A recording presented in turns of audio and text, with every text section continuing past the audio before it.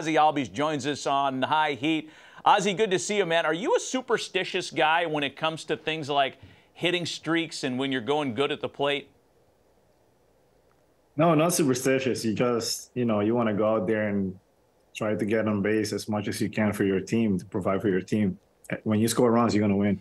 And your team is scoring runs in bunches, man. I mean, you're in the middle of the season, and I don't know if you ever have a chance to really stop and think about how good your lineup is, but what are the first things you think of when you consider the great run you guys are on in 2023?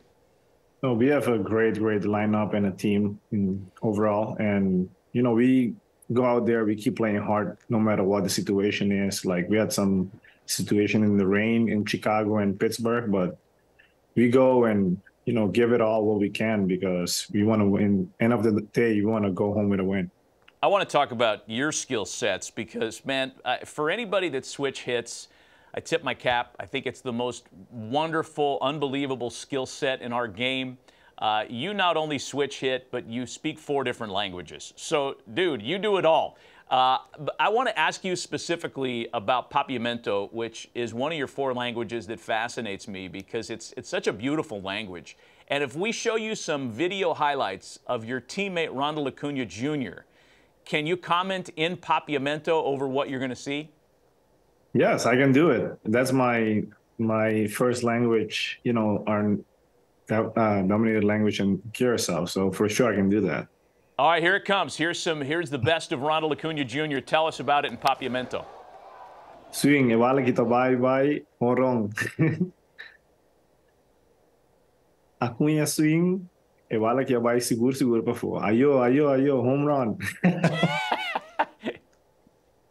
I mean, every time he hit that ball, it's like 115 off the bat. He's a superstar. He is a superstar, and so are you, and so are so many of your teammates. But specific to Ozzie, or to Ronald, rather, I'm sorry, what kind of conversations have you had with him this year about what he's doing? Because he's putting up a season for the ages. This is a generationally great season that he's in the midst of. How does he discuss it with you?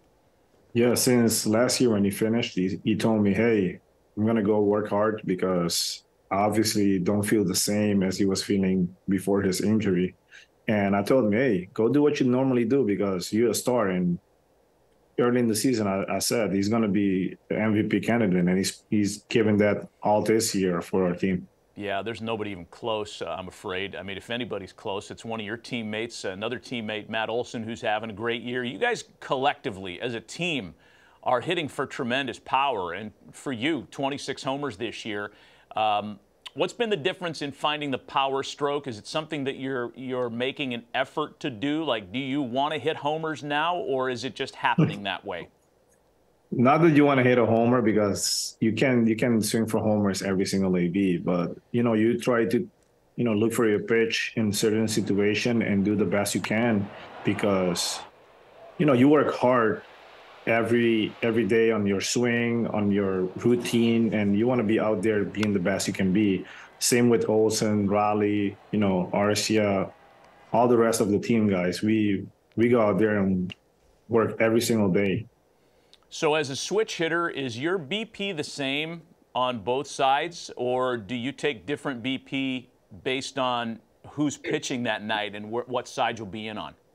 Yes. So if there's a lefty pitching, I'm only hit BP on the right side and work on the left side in the cage, and vice versa when there's a righty on the mound. And my BP is different. On the left side, I try to just hit upper line drive and do my situation round. But on the right side, I try to only go for the fences.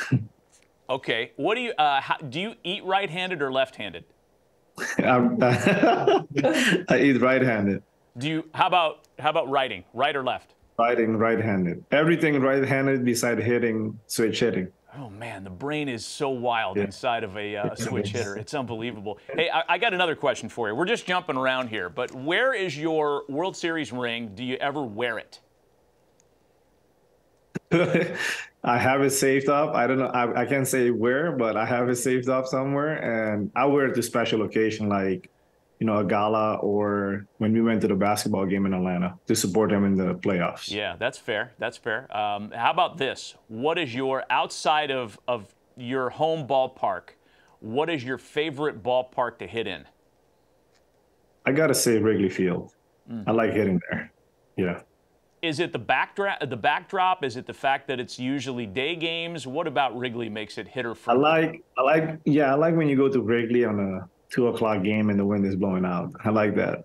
Yeah, what's not to like? Is there a ballpark that you wouldn't mind if you never went there again? Someplace that you find more difficult to hit? Difficult to hit. Not really.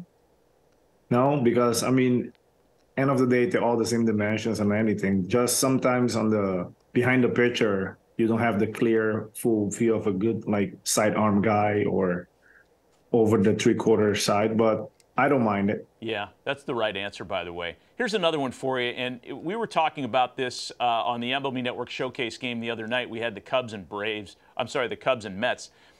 Have you ever played with a guy, or have you been a guy that feels like you can manipulate a pitcher into throwing what you want? I feel like it's a very rare skill, something that people like Albert Pujols could pull off. Have you ever witnessed that?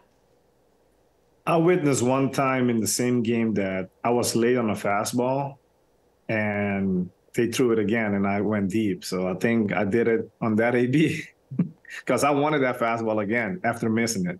And were you purposely late on the first heater, or it just happened that way? It happened to be that I was late, and I said, okay, he's going to throw it again, and I better be early.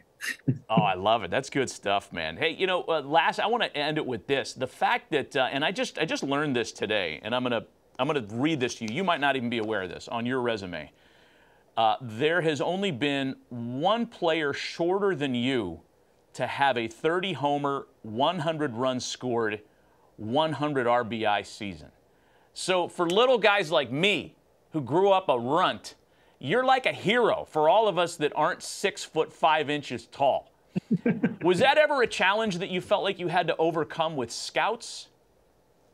Yes, when I was 15 and doing tryouts in Curacao to get signed with a team, they always told me, hey, I don't think you have a chance. You're too small. I mean, back then I probably was like 5'5" or even 5'4".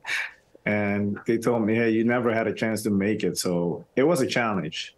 But, you know, I always had in mind that I'm never going to give up on my dreams and I'm going to make it.